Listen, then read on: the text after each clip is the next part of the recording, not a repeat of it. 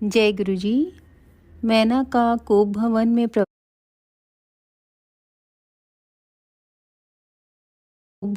प्रवेश, भगवान शिव का हिमवान के पास सप्तऋषियों को भेजना तथा हिमवान द्वारा उनका सत्कार, सप्तऋषियों तथा अरुंधति का और महर्षि वशिष्ठ का मैना और हिमवान को समझाकर पार्वती का विवाह भगवान शिव के साथ करने के लिए कहना।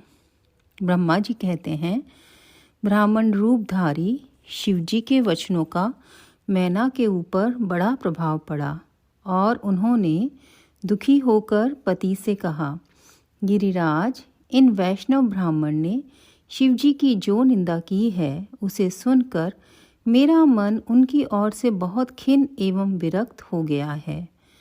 शैलेश्वर रुद्र के रूप, शील और नाम सभी कुत्सित हैं। मैं उन्हें अपनी सुलक्षणा पुत्री कब नहीं दूंगी। यदि आप मेरी बात नहीं मानेंगे तो मैं निसंदेह मर जाऊंगी। अभी इस घर को छोड़ दूंगी अथवा विष खा लूंगी। पार्वती के गले में फांसी लगाकर गहन वन में चली जाऊंगी अथवा उसे महासागर में डुबो दूंगी, परंतु अपनी बेटी को रुद्र के गले नहीं मढ़ूंगी। ऐसा कहकर मैना तुरंत कोप भवन में चली गई और अपने हार को फेंक कर रोती हुई धरती पर लौट गई। इधर भगवान शिव को इस बात का पता लगा। तब उन्होंने अरुंधति सहित सप्तऋषियों को बुलाया तथा मैना के पास जाकर उन्हें समझाने की आज्ञा दी। शिव जी का आदेश प्राप्त कर भगवान शिव को नमस्कार करके वे दिव्य ऋषि आकाश मार्ग से उस स्थान को चल दिए जहाँ हिमवान की नगरी थी। उस दिव्यपुरी को देखकर उन सप्तऋषियों को बड़ा विस्मय हुआ। वे हिमाचलपुरी की परस्पर प्रशंसा करते हुए सब ऐश्वर्यों से भरे पूरे हिमवान के घर जा पहुँचे। उन सूर्यतुल्य तेजस्वी सातों ऋषियों को दूर से आकाश के रास्ते आते देख हिमवान को बड़ा विस्मय हुआ। वे बोले, ये 7 सूर्यतुल्य तेजस्वी मुनि मेरे पास आ रहे हैं। मुझे प्रयत्नपूर्वक इस समय इनकी पूजा करनी चाहिए। सबको सुख देने वाले हम गृहस्थ लोग धन्य हैं, जिनके घर पर ऐसे महात्मा पदार्पण किया करते हैं। ब्रह्मा जी कहते हैं, इसी समय वे मुनि आकाश से उतरकर पृथ्वी पर खड़े हो गए। उन्हें सामने देख हिमवान बड़े आदर के साथ आगे बढ़े और हाथ जोड़ मस्तक झुकाकर उन सप्तऋषियों को प्रणाम करने के पश्चात उन्होंने बड़े सम्मान के साथ उन सब की पूजा की तथा उन्हें आगे करके कहा, मेरा गृह आश्रम आज धन्य हो गया। यूँ कहकर उन्हें बैठने के लिए भक्तिपूर्वक आसन लाकर दिया। जब वे आसनों पर बैठ गए तब उनकी आज्ञा लेकर हिमवान भी बैठे और वहाँ उन ज्योतिर्मय महर्षियों से इस प्रकार बोले। हिमवान ने कहा, आज मैं धन्य हूँ, कृतकृत्य हूँ। मेरा जीवन सफल हो गया। मैं लोक में बहुत से तीर्थों की भांति दर्शनीय बन गया, क्योंकि आप जैसे विष्णु रूपी महात्मा मेरे घर पधारे हैं। आप लोग पूर्ण काम हैं। हम दीनों के घरों में आपका क्या काम हो सकता है।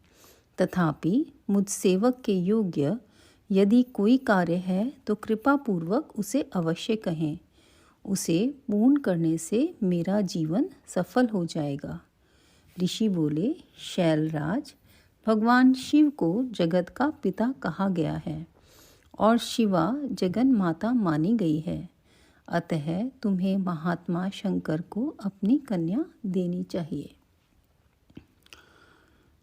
हिमालय, ऐसा करने से तुम्हारा जन्म सफल हो जाएगा और तुम जगत गुरु के भी गुरु हो जाओगे, इसमें संशय नहीं है। मुनीश्वर, सब ऋषियों का यह वचन सुनकर हिमवान ने दोनों हाथ जोड़ उन्हें प्रणाम करके इस प्रकार कहा, हिमालय बोले, महाभाग सप्तऋषियों, आप लोगों ने जो बात कही है उसे शिव की इच्छा से मैंने पहले से ही मान रखा था। किंतु प्रभु, इन दिनों एक वैष्णव धर्मी ब्राह्मण ने आकर भगवान शिव के प्रति प्रसन्नतापूर्वक बहुत सी उल्टी बातें बताई हैं। तभी से शिवा की माता का ज्ञान भ्रष्ट हो गया है। वे अपनी बेटी का विवाह उस योगी रुद्र के साथ नहीं करना चाहती। ब्राह्मणों, वे बड़ा भारी हट करके मैले कपड़े पहन कोप भवन में चली गई हैं और समझाने पर भी समझ नहीं रही हैं। मैं भी उस वैष्णव ब्राह्मण की बात सुनकर ज्ञान भ्रष्ट हो गया हूँ। आपसे सच कहता हूँ, भिक्षुक रूप धारी महेश्वर को बेटी देने की मेरी भी अब इच्छा नहीं है। ब्रह्मा जी कहते हैं, नारद, मुनियों के बीच में बैठे हुए शैलराज शिव की माया से मोहित हो उपयुक्त बात कहकर चुप हो रहे। तब उन सभी सप्तऋषियों ने शिव की माया की प्रशंसा करके मैना के पास अरुंधति को भेजा। पति की आज्ञा पाकर ज्ञानदायिनी अरुंधति देवी तुरंत उस घर में गई जहाँ मैना और पार्वती थी। जाकर उन्होंने देखा मैना शोक से आकुल होकर पृथ्वी पर पड़ी है। तब उन साध्वी देवी ने बड़ी सावधानी के साथ मधुर एवं हितकर बात कही। अरुंधति बोली, साध्वी रानी मेनके, उठो, मैं अरुंधति तुम्हारे घर में आई हूँ तथा दयालु सप्तऋषि भी पधारे हैं। तथा अरुंधति का स्वर सुन के मेनका शीघ्र उठ गई और लक्ष्मी जैसी तेजस्विनी उन पतिव्रता देवी के चरणों में मस्तक रखकर बोली। मैना ने कहा, अहो, हम पुण्य जन्मा जीवों को आज यह किस पुण्य का फल प्राप्त हुआ है कि हमारे इस घर में जगत श्रेष्ठा ब्रह्मा जी की पुत्र वधू और महर्षि वशिष्ठ की पत्नी पधारी हैं। देवी, आप किस लिए आई हैं, यह मुझे बताइए। मैं और मेरी पुत्री आपकी दासी के समान हैं। आप हम पर कृपा कीजिए। मेनका के ऐसा कहने पर साध्वी अरुंधति ने उनको बहुत अच्छी तरह समझाया बुझाया और उन्हें साथ ले वे प्रसन्नतापूर्वक उस स्थान पर आई जहाँ वे सप्तऋषि विद्यमान थे। सप्तऋषि गण बातचीत में बड़े निपुण थे। उन सब ने भगवान शिव के युगल चरणार विंदों का स्मरण करके शैलराज को समझाना आरंभ किया। ऋषि बोले, शैलेंद्र, हमारा शुभ कारक वचन सुनो। तुम पार्वती का विवाह शिव के साथ कर दो और संहारकर्ता रुद्र के श्वशुर हो जाओ। शंभु सर्वेश्वर हैं, वे किसी से याचना नहीं करते। स्वयं ब्रह्मा जी ने तारकासुर के विनाश के लिए एक वीर पुत्र उत्पन्न करने के उद्देश्य को लेकर भगवान शिव से यह प्रार्थना की है कि वे विवाह कर लें। भगवान शंकर तो योगियों के शिरोमणि हैं। वे विवाह के लिए उत्सुक नहीं हैं। केवल ब्रह्मा जी की प्रार्थना से ही वे महादेव तुम्हारी कन्या का पानी ग्रहण करेंगे। तुम्हारी पुत्री ने जब तपस्या की थी उस समय उसके सामने उन्होंने उससे विवाह की प्रतिज्ञा कर ली थी। इन्हीं दो कारणों से वे योगीराज शिव विवाह करेंगे। ऋषियों की यह बात सुनकर हिमालय हंस पड़े और कुछ भयभीत हो विनयपूर्वक बोले। हिमालय ने कहा, मैं शिव के पास राजोचित सामग्री नहीं देखता हूँ। उनका ना कोई घर है, ना ऐश्वर्य है और ना कोई स्वजन या बंधु बांधव ही है। मैं अत्यंत निर्लिप्त योगी को अपनी बेटी देना नहीं चाहता। आप लोग वेद विदाता ब्रह्मा जी के पुत्र हैं, अतः आप अपना निश्चित विचार कहिए। जो पिता काम से, मोह से, भय से अथवा लोभ से किसी अयोग्य वर के हाथ में अपनी कन्या दे देता है, वह मरने के बाद नरक में जाता है। अतः मैं स्वेच्छा से भगवान शूलपाणि को अपनी कन्या नहीं दूंगा। इसलिए महर्षियों, जो उचित विधान है उसे आप लोग कीजिए।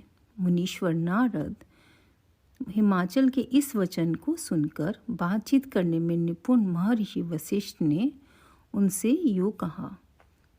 संगत जी, इस समय देखिए कितना अच्छा बताया गया एक पिता का अपनी बेटी के लिए किस तरह से वो अपनी बेटी के विवाह के लिए कितने चिंतित हैं। और वो कहते हैं कि अपनी बेटी का विवाह कभी भी भय से, लोभ से, मोह से या काम से, किसी भी तरह से अयोग्य वर के हाथ में अपनी कन्या को नहीं देना चाहिए। इसलिए ये आज के टाइम की बात नहीं है। जब पहले ज़माने में लड़की होती थी तो उसके लिए बड़ी पिता चिंता करते थे और ये सोचते थे कि इसकी शादी ठीक से हो जाए और एक योग्य वर मिल जाए इसकी शादी के लिए। और लड़कियां भी कुछ नहीं बोलती थी, जो पिता के उनके लिए डिसीजन लेते थे उसी को मान लेती थी। तो ये सारा प्रसंग इतना मतलब वो शक्ति हैं, तो शक्ति के भी पिता किस तरह से, जबकि उनको ब्रह्मा जी आके बता रहे हैं, उनको बड़े बड़े अरुंधति जी आके बता रही हैं, सब तपस्वी आके बता रहे हैं, तो वो उनसे सलाह करके अपनी बेटी का विवाह करना चाहते हैं। तो अब आगे बढ़ती हूँ कि वशिष्ठ जी क्या कहा। वशिष्ठ बोले, शैलेश्वर, मेरी बात सुनो। यह सर्वथा तुम्हारे लिए हितकारक, धर्म के अनुकूल, सत्य तथा लोक और परलोक में सुखदायक है। शैलराज, लोक तथा वेद में 3 प्रकार के वचन उपलब्ध होते हैं। शास्त्रज्ञ पुरुष अपनी निर्मल ज्ञान दृष्टि से उन सब प्रकार के वचनों को जानता है। एक तो वह वचन है जो तत्काल सुनने में बड़ा सुंदर लगता है, परंतु पीछे वह असत्य एवं अहितकारक सिद्ध होता है। ऐसा वचन बुद्धिमान शत्रु ही कहता है, उससे कभी हित नहीं होता। दूसरा वह है जो आरंभ में अच्छा नहीं लगता, उसे सुनकर अप्रसन्नता होती है, परंतु परिणाम में वह सुख देने वाला होता है। इस तरह का वचन कहकर दयालु धर्मशील बांधव जनन ही कर्तव्य का बोध कराता है। तीसरी श्रेणी का वचन वह है जो सुनते ही अमृत के समान मीठा लगता है और सब काल में सुख देने वाला होता है। सत्य ही उसका सार होता है, इसलिए वह हितकारक हुआ करता है। ऐसा वचन सबसे श्रेष्ठ और सबके लिए अभीष्ट है। शैलराज, इस तरह नीति शास्त्र में 3 प्रकार के वचन कहे गए हैं। इन तीनों में से तुम्हें कौन सा वचन अभीष्ट है, बताओ। मैं तुम्हारे लिए वैसा ही वचन कहूँगा। भगवान शंकर संपूर्ण देवताओं के स्वामी हैं। उनके पास बाह्य संपत्ति नहीं है। इसका कारण यह है कि उनका चित्त एकमात्र ज्ञान के महासागर में मग्न रहता है।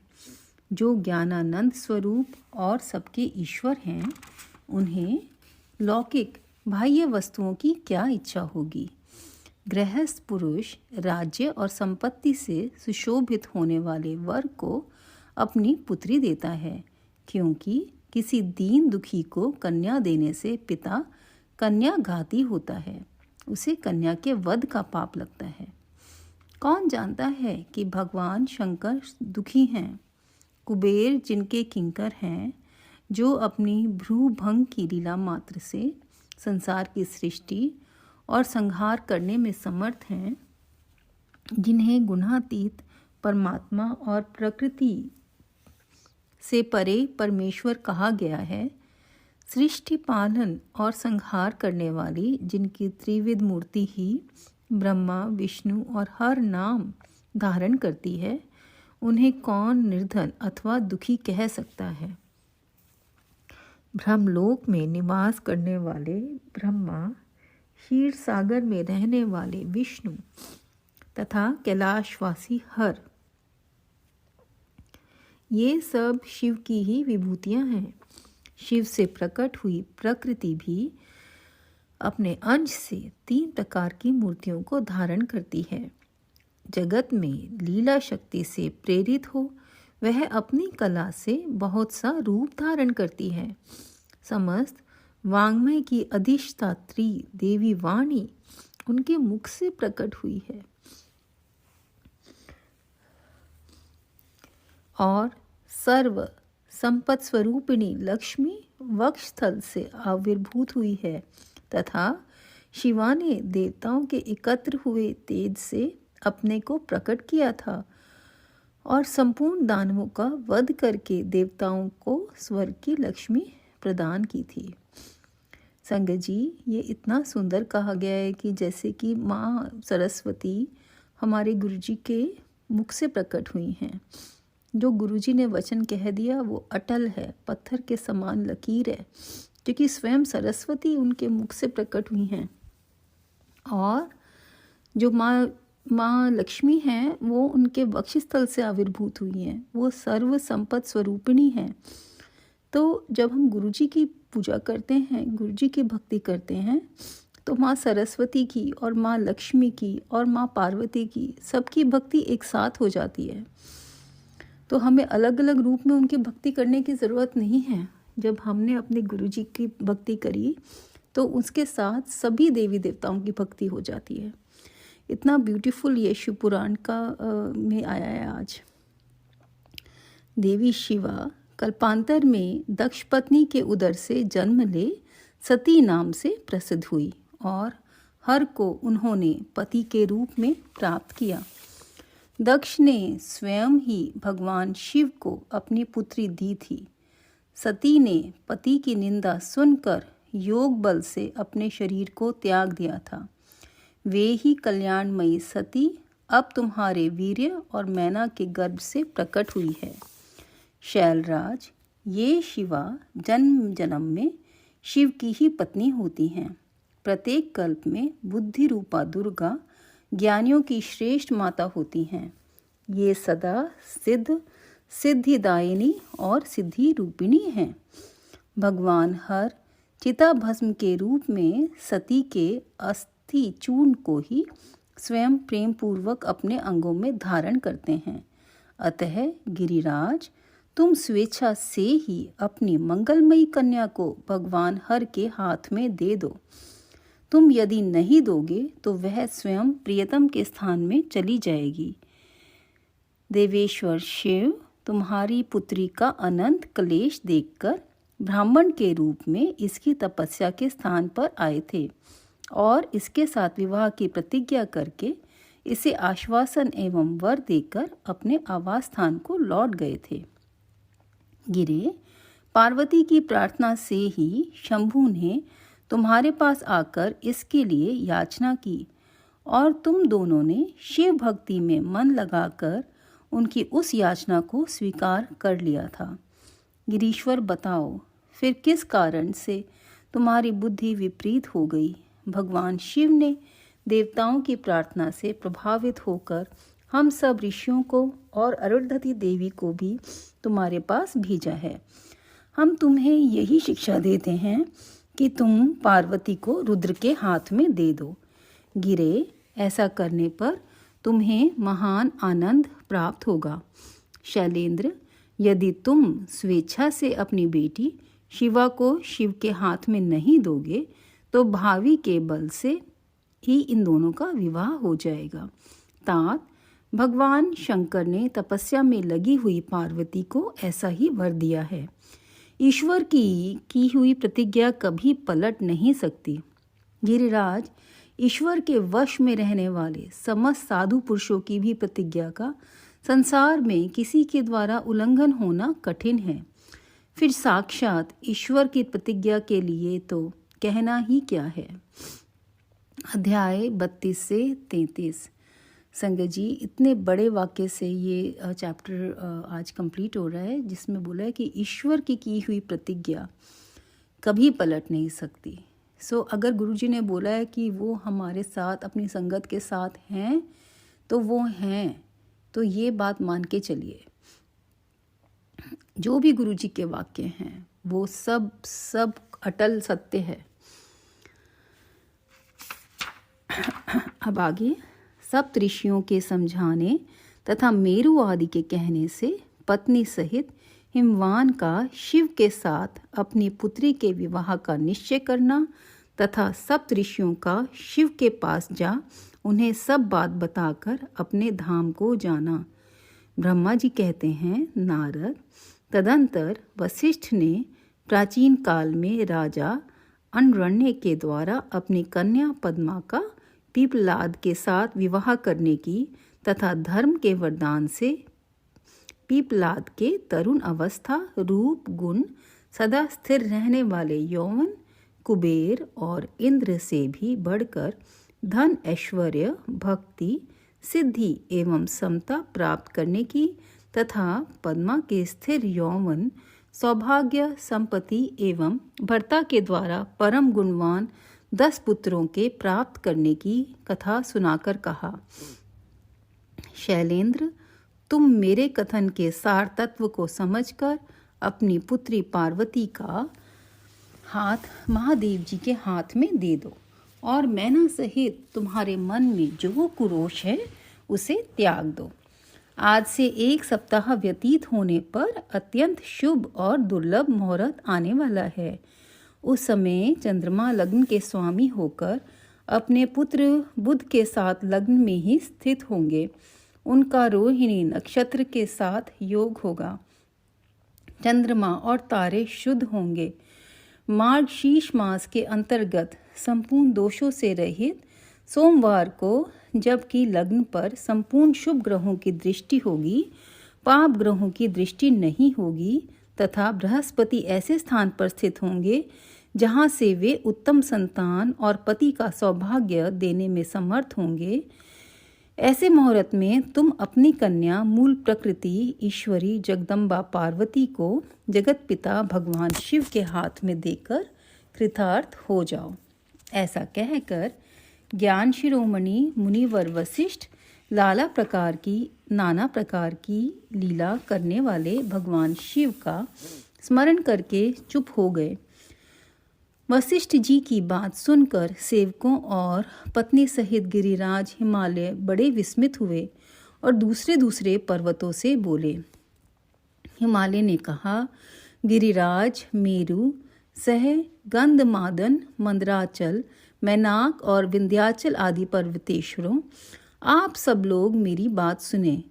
वशिष्ठ जी ऐसे कह रहे हैं, अब मुझे क्या करना चाहिए, इस बात का विचार करना। आप लोग अपने मन से सब बातों का निर्णय करके जैसा ठीक समझें वैसा करें।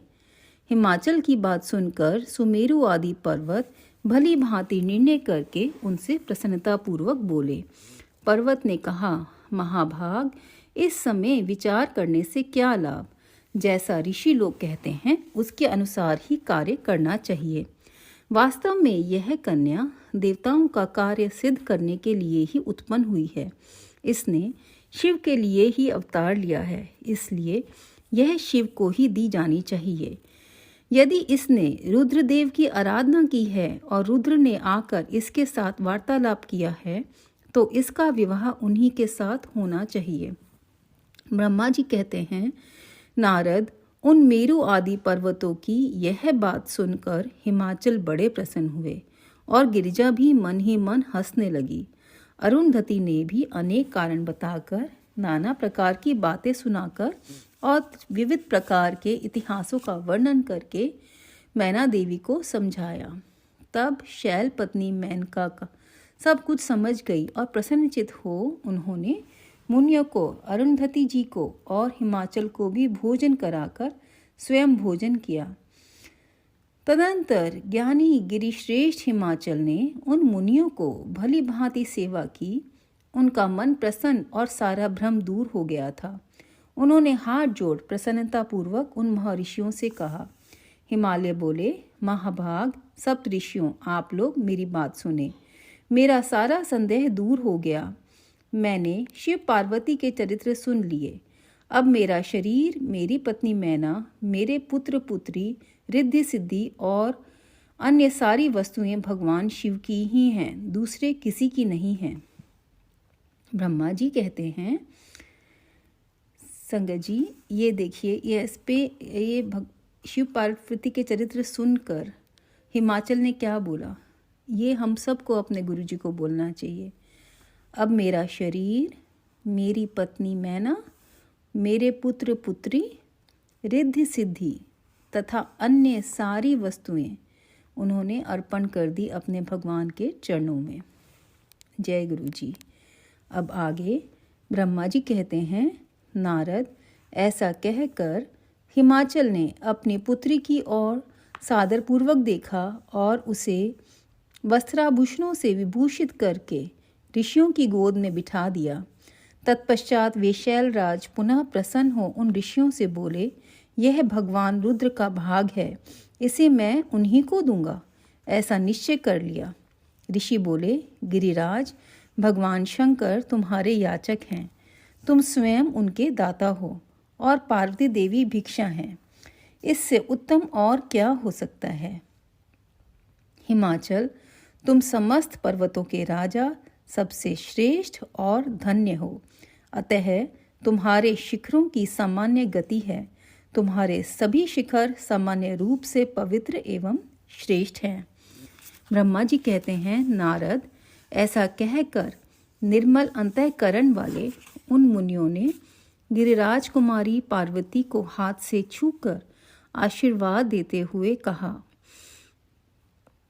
शिवे, तुम भगवान शिव के लिए सुखदायिनी हो। तुम्हारा कल्याण होगा। जैसे शुक्ल पक्ष में चंद्रमा बढ़ते हैं, उसी प्रकार तुम्हारे गुणों की वृद्धि हो। ऐसा कहकर सब मुनियों ने गिरिराज को प्रसन्नतापूर्वक फल फूल दे विवाह के पक्के होने का दृढ़ विश्वास कर लिया। उस समय परम सती सुमुखी अरुंधति ने प्रसन्नतापूर्वक भगवान शिव के गुणों का बखान करके मैना को लुभा लिया। तदंतर गिरिराज हिमवान ने परम उत्तम मांगलिक लोकाचार का आश्रय ले हल्दी और कुमकुम से अपनी दाढ़ी मूछ का मार्जन किया। तत्पश्चात चौथे दिन उत्तम लग्न का निश्चय करके परस्पर संतोष से वे सप्तऋषि भगवान शिव के पास चले गए। वहां जाकर शिव को नमस्कार किया और विविध सूक्तों से उनका स्तवन करके वे वशिष्ठ आदि सब मुनि परमेश्वर शिव से बोले। ऋषियों ने कहा, देव देव महादेव परमेश्वर महाप्रभु, आप प्रेम पूर्वक हमारी बात सुने। आपके इन सेवकों ने जो कार्य किया है उसे जान लें। महेश्वर, हमने नाना प्रकार के सुंदर वचन और इतिहास सुनाकर गिरिराज और मैना को समझा दिया है। गिरिराज ने आपके लिए पार्वती का वाग्दान कर दिया है। अब इसमें कोई ननु नच नहीं है। अब आप अपने पार्षदों तथा देवताओं के साथ उनके वहाँ विवाह के लिए जाइए। महादेव प्रभु, अब शीघ्र हिमाचल के घर पधारिए और वेदोक्त रीति के अनुसार पार्वती का अपने लिए पाणी ग्रहण कीजिए। सब ऋषियों का यह वचन सुनकर लोकाचार परायण महेश्वर प्रसन्नचित हो हंसते हुए इस प्रकार बोले। महेश्वर ने कहा, महाभाग सप्त ऋषियों, विवाह को तो मैंने ना कभी देखा है और ना सुना ही है। तुम लोगों ने पहले जैसा देखा हो उसके अनुसार विवाह की विशेष विधि का वर्णन करो। महेश्वर के उस लौकिक शुभ वचन को सुनकर वे ऋषि हंसते हुए देवादिदेव भगवान सदाशिव से बोले। ऋषियों ने कहा, प्रभु, आप पहले तो भगवान विष्णु को विशेषतः उनके पार्षदों सहित शीघ्र बुला लें। फिर पुत्रों सहित ब्रह्मा जी को, देवराज इंद्र को, समस्त ऋषियों को, यक्ष गंधर्व किन्नर सिद्ध विद्याधर और अप्सराओं को प्रसन्नतापूर्वक आमंत्रित करें। इनको तथा अन्य सब लोगों को आदर साथ यहाँ बुला लें। वे सब मिलकर आपके कार्य को साधन कर देंगे, इसमें संशय नहीं है। ब्रह्मा जी कहते हैं, नारद, ऐसा कहकर वे सातों ऋषि उनकी आज्ञा ले भगवान शंकर की स्थिति का वर्णन करते हुए वहां से प्रसन्नतापूर्वक अपने धाम को चले गए। अध्याय 34 से 36। सो संगत जी, आज इतना ब्यूटीफुली ये शिवरात्रि से पहले अब शंकर जी का विवाह प्रसंग का चैप्टर